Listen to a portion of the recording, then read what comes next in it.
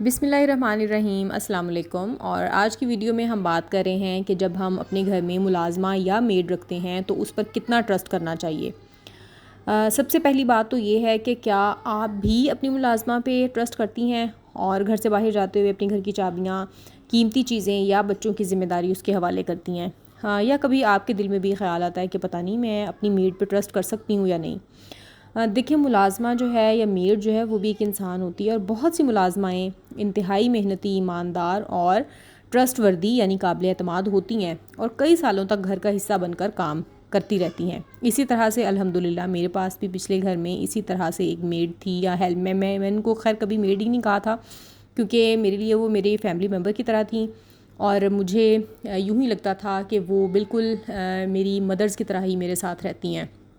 क्योंकि मैं किसी और शहर में शादी होके गई थी अपने पेरेंट्स के शहर से दूर, तो वहाँ पे मुझे एक जो बहुत शफ़ीक माँ जैसी हस्ती जो नसीब हुई ना, तो वो मेरी हाउस हेल्प ही थी।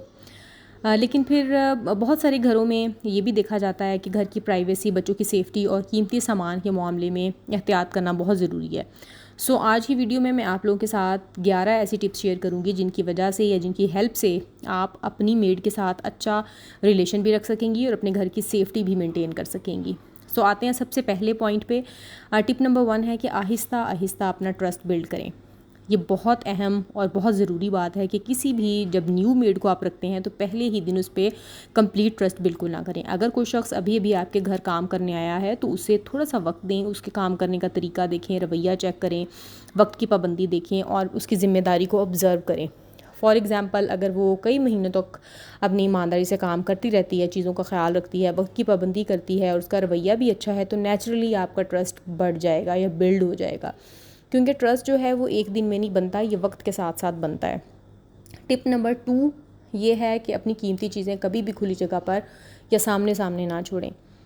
चाहे आपकी मेड पुरानी हो, नई हो और कितनी अच्छी क्यों ना हो, घर की जो कीमती चीज़ें हैं खुली जगह पर छोड़ने से परहेज़ करना चाहिए।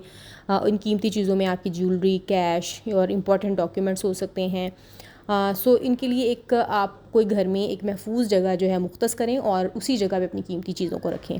क्योंकि इसका ये मतलब नहीं है कि आप हर वक्त मुलाजमा पर शक करती रहें, बल्कि असूल ये होना चाहिए कि कीमती चीज़ महफूज रखना एहतियात है, बदएतमादी नहीं है। सो अगर आपने गोल्ड की ज्वेलरी पहनी और उतार कर किचन या ड्रेसिंग टेबल पर छोड़ दी तो बेहतर है कि उसे फ़ौरन अपनी महफूज जगह पर रखें। टिप नंबर 3 है कि घर की पर्सनल इन्फॉर्मेशन कभी शेयर ना करें। मेड के साथ अच्छा ताल्लुक़ रखना ठीक है, लेकिन घर की हर पर्सनल बात शेयर करना ज़रूरी नहीं होता। घर में कितनी सेविंग्स हैं, शौहर की सैलरी कितनी है, बैंक में पैसे कितने हैं, कौन सी चीज़ कितने की आई है, मार्केट से क्या ख़रीदा है या घर में कौन कब आता जाता है, ये सारी इन्फॉर्मेशन जो है ये अननेसेसरी है और आप इसको मेड के साथ शेयर करने से परहेज़ करें। आपका रवैया फ्रेंडली भी हो सकता है, लेकिन बाउंड्रीज़ आपने क्लियर रखनी है अपनी मेड के साथ। टिप नंबर 4 ये है कि बच्चों के मामले में भी एक्स्ट्रा केयर करें आप।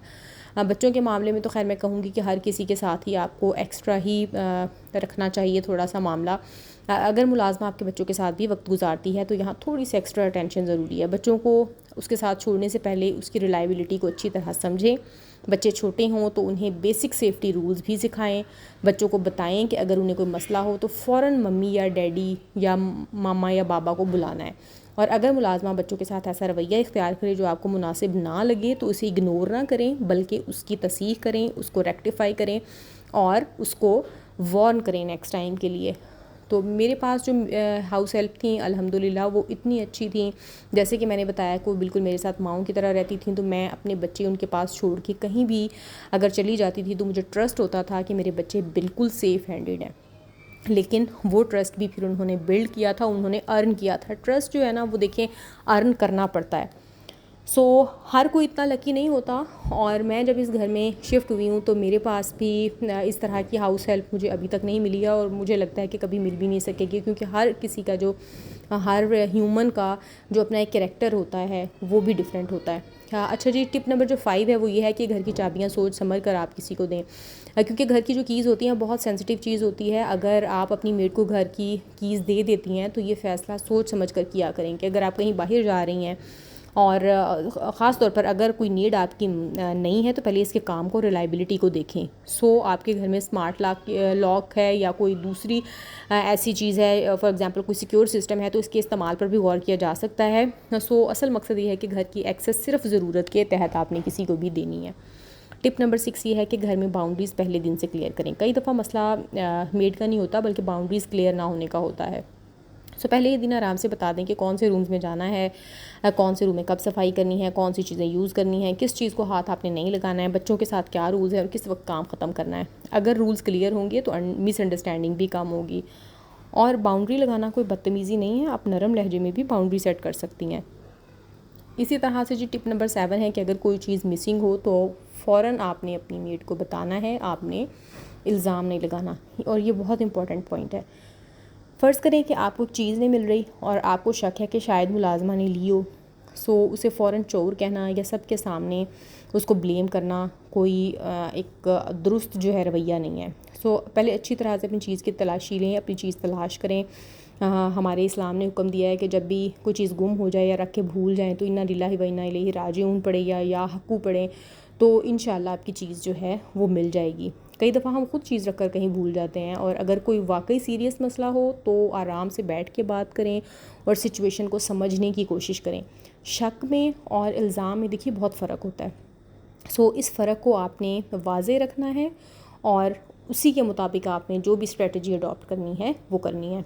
और टिप नंबर 8 ये है कि उसकी प्राइवेसी और इज़्ज़त का भी ख्याल रखें। ट्रस्ट सिर्फ ये नहीं होता कि जो मुलाजमा है आपके घर की चीज़ों का ख्याल रखे, आपको भी उसकी इज़्ज़त और प्राइवेसी का ख्याल रखना उतना ही ज़रूरी है जितना कि उसके लिए है। उसके ज़ाती मसाइल, फैमिली मैटर्स या पर्सनल कन्वर्सेशन को दूसरों के सामने हरगिज़ डिस्कस नहीं करना। और अगर वो आपके साथ रिस्पेक्ट से पेश आती है तो आपके लिए भी ड्यू है कि आप भी उसे रिस्पेक्ट देंगे। और एक अच्छा एम्प्लॉयर वही होता है जो बाउंड्रीज़ के साथ रिस्पेक्ट भी देता है और उस रिस्पेक्ट को आने वाले टाइम में मेंटेन भी रखता है। इसी तरह से टिप नंबर 9 ये है कि ज़रूरत से ज़्यादा फाइनेंशियल डिपेंडेंस नहीं देनी है आपने। अगर आपकी मुलाजमा आपकी मदद करती है तो ये बहुत अच्छी बात है, लेकिन कोशिश करें ऐसा ना हो कि आपके घर के फाइनेंशियल मामलात का हिस्सा बन जाए। मसलन बार बार एडवांस लेना, उधार लेना, घर के फाइनेंशियल मामला डिस्कस करना। इन तमाम चीज़ों को अगर आप अवॉइड करेंगी और अपने बाउंड्रीज़ को क्लियर रखेंगी तो बेहतर हो जाएगा। और अगर किसी ख़ास मौके पर आपने मदद करनी है तो अपनी इस्तात के मुताबिक मदद करें। कोई सदका देना है उसको तो वो आप पूछ सकती हैं पहले से कि क्या आप सदका ले लेती हैं। अगर आपकी मुलाजमा सदका ले लेती है और सदक़े की मुस्तहिक है तो सदका उसको भी दिया जा सकता है, लेकिन फ़ाइनेंशियल बाउंड्रीज़ क्लियर रखना दोनों के लिए बहुत बेहतर है। इसी तरह से जी जो टिप नंबर 10 है वो ये है कि अगर आपकी मुलाजमा अच्छा काम करती है तो उसे अप्रिशिएट ज़रूर करें।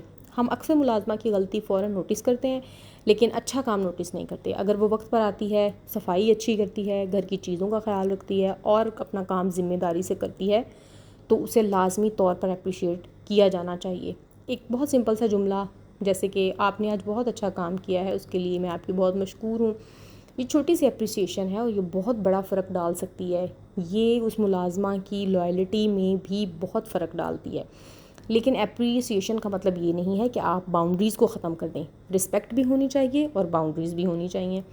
इसी तरह से जी टिप नंबर 11 ये है कि ट्रस्ट ज़रूर करें लेकिन वेरिफिकेशन के साथ। मुलाजमा पर ट्रस्ट करना चाहिए लेकिन ब्लाइंड ट्रस्ट नहीं करना चाहिए। अगर वो कई साल से आपके घर में काम कर रही है, ईमानदार भी है, ज़िम्मेदार भी है और आपको उस पर एतमाद भी है, तो उसे हर वक्त शक की नज़र से देखना कोई मुनासिब बात नहीं है। लेकिन घर की सिक्योरिटी के बेसिक रूल्स हमेशा मेंटेन रखें। कीमती चीज़ें महफूज रखें, अपनी पर्सनल इन्फॉर्मेशन प्राइवेट रखें और बच्चों के मामले में एहतियात करें। ये ना हो कि मुलाजमा को आप हमेशा ही सस्पेक्ट समझें, और ये भी नहीं करना कि आपने आंखें बंद करके उस पर यकीन कर लेना है। ये तो बात हो रही थी पुरानी मुलाजमा की। अगर आप कभी कोई नई मुलाजमा रखें घर में तो उसके लिए बहुत ज़रूरी है, जैसे कि मैंने शुरू में बात की, कि ट्रस्ट का आहिस्ता आहिस्ता बिल्ड होना ज़रूरी होता है। आपने एक ही दिन या पहले ही दिन से ट्रस्ट नहीं कर लेना। अगर आपके पास पहले कोई एक ऐसी मेड आ रही थी जो कि बहुत ट्रस्टवर्दी थी लेकिन आपने मेड चेंज की, तो इसका ये मतलब नहीं है कि आने वाली भी ट्रस्टवर्दी होगी। टेक योर टाइम और उसको ऑब्ज़र्व करें, और ऑब्ज़र्व करने के बाद आपने अपना ट्रस्ट बिल्ड करना है। आखिर में जो एक बहुत ही अहम बात मैं आप लोगों से कहूँगी वो ये कि हमें ये समझने की ज़रूरत है कि मुलाजमा होना किसी शख्स के किरदार का सबूत नहीं है। अच्छी और बुरी नीयत का ताल्लुक प्रोफेशन से नहीं होता। इसलिए किसी मुलाजमा को सिर्फ़ इसलिए सस्पिशियस ना समझें कि वो आपके घर काम करती है, यानी उस पर ज़रूरत से ज़्यादा शक नहीं करना आपने। उसे इंसान समझकर उसे इज़्ज़त भी देनी है और उसके साथ अच्छा सलूक भी करना है, लेकिन अपने घर की ज़रूरी बाउंड्रीज़ भी मेंटेन रखनी है। मेरी नज़र में बेहतरीन फार्मूला तो ये है कि रिस्पेक्ट भी रखें, बाउंड्रीज़ भी रखें, अवेयरनेस भी रखें, तो ऐसे ही आपका हेल्दी ट्रस्ट बिल्ड होगा।